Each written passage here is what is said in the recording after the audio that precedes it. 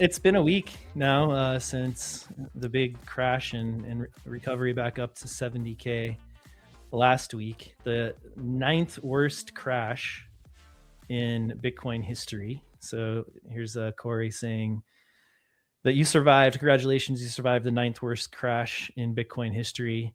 And here we are. We're up about 6% today, back up to about 69-ish. And holding. So yeah, who knows where the bottom is here. We seem to be in a price discovery mode, John. And I mean, it's just anybody's guess at this point. And it's like the scoreboard, like watching the scoreboard. Don't obsess about the price. You should have that long-term vision here. Like I like to say 10 years. A lot of times people say 4 or 5 years. I like to say 10 years as your time horizon and help kind of decrease the stress that all this volatility produces in many people. So John, I'm just curious though, like how are you feeling now? We're a week from this big crash. Things have stabilized a bit. What are clients, coming and asking you now? I know that there was a lot of inbound last week, like, hey, I didn't expect this. And people were a little surprised and taken off guard. So what are you hearing now? What to say about since the last week? So Corey's chart showed peak to trough drawdown. So I think it's something like a 52% drawdown from the high in October, which is just over 4 months ago now. 126 to 60K roughly. There's probably something to be said for just like a daily drawdown. We basically went from 70 to 60K last Thursday. So that's like a 15% one day drawdown, which is really ridiculous. Obviously the next day it did rally back up to 70, and we've kind of been chopping around between 65 and 70 since then. I will say, it is always interesting to get into what are clients saying, because we have the unique position where, and this was the case at when I was at Goldman as a portfolio manager. One thing that clients like to hear was like, hey, what's the vibe that your other clients are thinking right now? And obviously you would never name names or get too specific, but you can kind of just say, hey, generally speaking, all the clients I'm talking to, here's what they're worried about, here's what they're focused on, like that kind of stuff. I would say a couple of things. One is that people definitely are scratching their heads and saying WTF. I don't think anybody thought we were going to get back into the 70s or the 60s, but we did. And then another thing I would say is, and you do see this at bottoms, I'm not necessarily calling a bottom, but you do see this type of thing at bottoms. Towards the end of last week and the beginning of this week, there was a growing chorus of people telling me they're getting more confident that we're going lower, meaning lower than the 60K wick that we hit. Well, fear and greed this week hit 5, which is the lowest ever in Bitcoin history. Yeah. That's the quantification of what you're hearing, I think. Exactly. But the flip side of that is it is starting to make me think of November 2022 when we were at 15, 16K, and tons of people were telling me, hey, I think we're going to 12K. That was a big number, or 10K, just, a round number. People said we were going to, and some people were waiting on the sidelines for that dip, and it just never happened. And then by April of 2023, we basically hit 30K again. So that's like almost 100% gain a few months after the FTX collapse. Yep. And there wasn't necessarily some like big liquidity event. There was the US regional banking crisis, but to be honest, most people didn't even like know what that was. It got papered over so quickly. So I just point to that for two reasons. One, these are things you see at the bottom where people say, oh, I know we just had a 15% crash in one day and 52% peak to trough, but it's going lower. That's like, and these are hardcore Bitcoiners who totally believe in the asset. So there's more people saying that.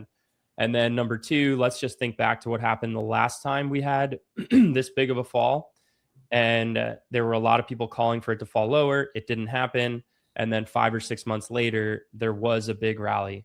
So just because it happened in 2022, 23 doesn't mean it has to repeat that way. But that's what you'll see a lot of people doing now, right? Is looking back at prior periods of Bitcoin and saying, hey, when we had a drop, this is how it behaved. Yeah. It's somewhat helpful, but it should not be taken as gospel. Yeah. I mean, also, if the 4-year cycle theory is still alive, and there's definitely been some life breathed back into that, lots of debate about whether or not it was still applicable. And, we've talked about it here on the show. And if that's the case and we hit the all-time high, then we'd be, looking at a long grindy bear market. And, in the past, we've been down 80% in those typically. So we'll see what happens. It's going to be very fascinating. Things are a lot different. And we'll talk about some of this stuff in the show about, these derivatives on top of Bitcoin and how they might be affecting price. And it is a new era. So lots to talk about. You're talking about how Bitcoin, you're hearing people kind of call, Bitcoin's death. And this is another thing that happens around the bottom, or at least, during well into a bear market, is like Bitcoin's completely dead now. And here's some receipts that Neil Jacobs on Twitter gathered together. And it's just, it's got the Bitcoin price and when those calls were made, and it just has happened throughout Bitcoin's history. We actually had last year, I think Jameson Lopp, who's at Casa and a Bitcoin developer, and tracks these Bitcoin obituaries. And he said last year was the first year that there was really no Bitcoin is dead calls, like prominent Bitcoin is dead calls. And they're coming out of the woodwork now. So we'll have another spike in 2026. I think so. I have one that I think rises to be a Bitcoin obituary. It was in the same segment that Krugman was on with Bloomberg. I don't think we played this clip. We played a different one, but he called it a bust. And he said it's a 17-year-old bust. That to me rises to the threshold of being a Bitcoin obituary. Yep. I'm not sure who manages that site, but I think at least that one should be on there. John is managing director of Swan Private, which is sort of our flagship service, right? Where we focus on building strong relationships with clients. John works individually with, like a couple thousand clients on a daily basis, works really hard, and our whole Swan Private team does to really be available for answering whatever questions you have or helping you figure out what service you need. We have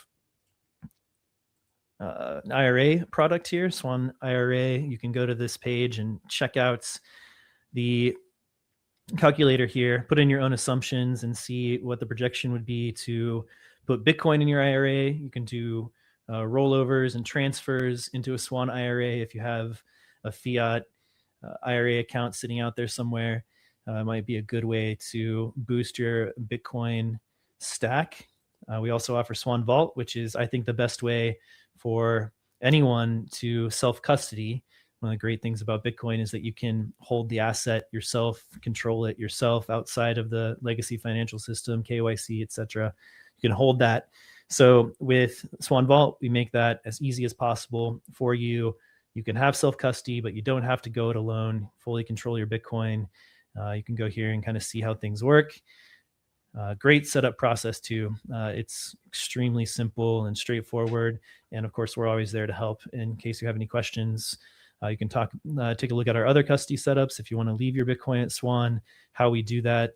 And we have a service called Swan Guard that applies to all Swan accounts. And this is the proprietary tech that we have built up and the human layer as well that we've built up to secure Bitcoin and to protect you from identity and device theft and on-chain scam defense and fraud screening and all of that stuff. And then generations, check this out. Go to swan.com/generations and just put your name and email in to get priority access. This is a really cool thing. If you have kids or if you have some, you're an aunt or uncle or a grandparent and you want to give Bitcoin to a child, you can do that here. They're irrevocable gifts. So once the gift goes into a child's generations wallet, even the administrator of the account can't take it out. So it's there for your kid legally, and you can steward the account until they hit their ascension age, which you can set anywhere between 18 and 25 for them to take control of their Bitcoin. So this is a new service launching soon, and you can get priority access on this page here.